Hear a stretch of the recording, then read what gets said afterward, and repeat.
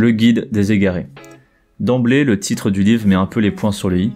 Ici, il ne s'agit pas seulement ou nullement de donner des réponses finales et précises, mais justement de pousser, de donner des pistes, des réflexions sur des thèmes aussi variés et profonds que la vie et la mort.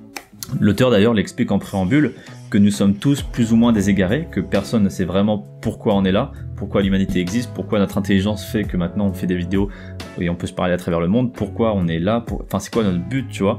On suit pas un espèce de cycle de vie temps-mort comme les animaux, où eux ils ont un espèce d'écosystème qui se règle. Pourquoi les hommes se sont égarés de la nature, égarés de l'animal, pourquoi les hommes tendent vers la conscience, vers l'intelligence au point où on en est. En gros, pourquoi l'humanité est là.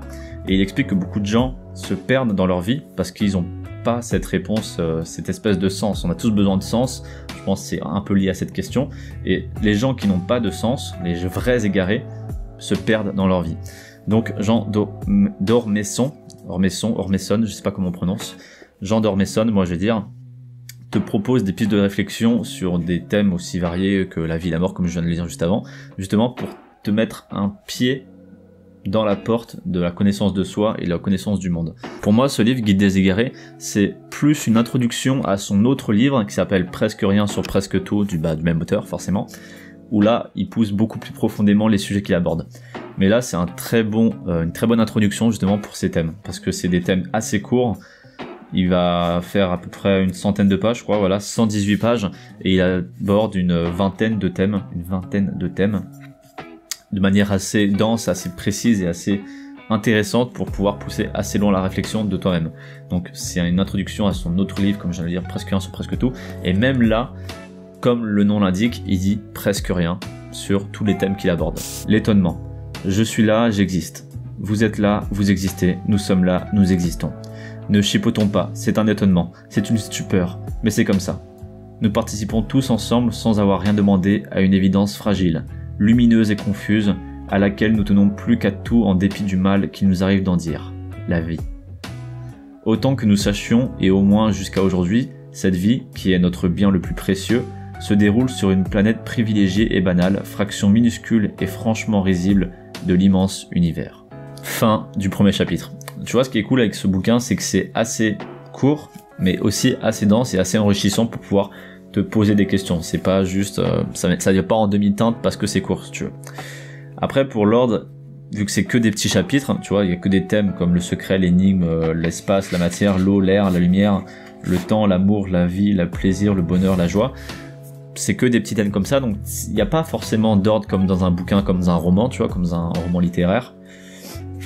Mais je te conseille quand même de le suivre dans l'ordre parce qu'il y a des petites passes, comme par exemple le plaisir, la joie et le bonheur, qui justement sont écrites dans un ordre précis. Mais en soi, tu peux très bien tirer au pif ton truc et lire la première histoire qui te tombe dessus. Ça ne change pas grand chose. Pour moi, le Guide des égarés plus le livre que je t'ai parlé juste en début de vidéo, c'est une grosse inspiration pour mon livre que je suis en train d'écrire, parce que il te donne pas vraiment de réponse, il te positionne, te donne des questions et donne un semblant de point de vue philosophico-spirituel.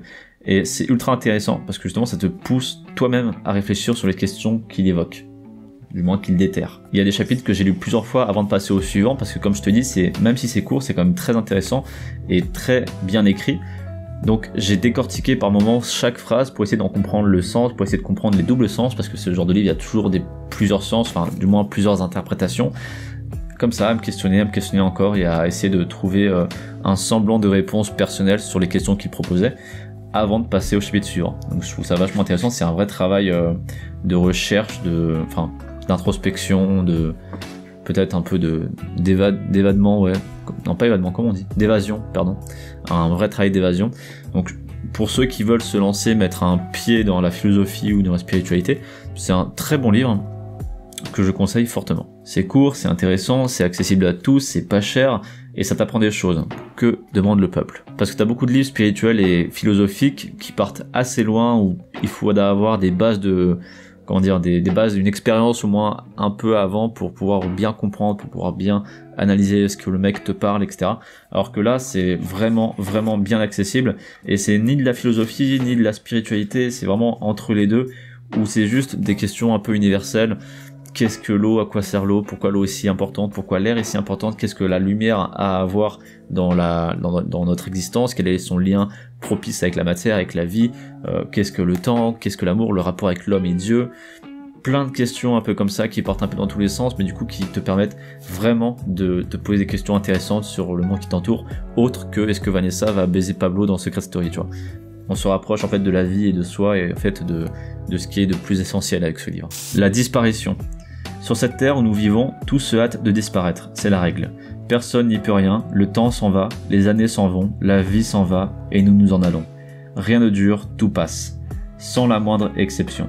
Nos bonheurs, nos chagrins, nos habitudes, nos croyances, nos langues, nos civilisations, notre terre n'est qu'une longue ruine et elle passera tout entière. Et aussi notre soleil et notre galaxie. Et l'univers. Longtemps les hommes ont cru que l'univers était éternel. Mais vers le début du siècle dernier, par le calcul et l'observation, plus près de la Genèse que de la plupart des philosophes, la science a découvert qu'à la façon de la vie, l'univers aussi avait une histoire. Il y a eu un début et il y aura une fin. Il passera. Comme les hommes.